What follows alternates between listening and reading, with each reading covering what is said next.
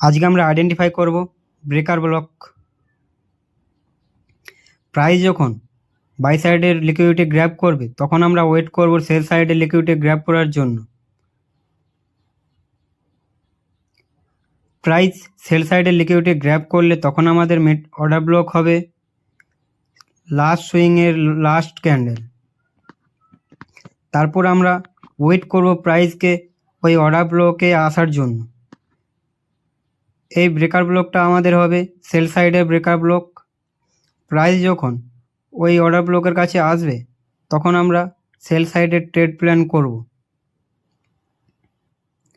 কিছু জিনিস আমাদের মাথায় রাখতে হবে, যেমন বায়াস কোন দিকে আছে এবং কোন টাইম ফ্রেমে আমরা প্লে করতেছি। ভিডিওটি ভালো লাগলে সাবস্ক্রাইব করবে এবং কমেন্ট করে জানাবে তোমার নেক্সট কন্টেন্ট কিসের উপর চাই।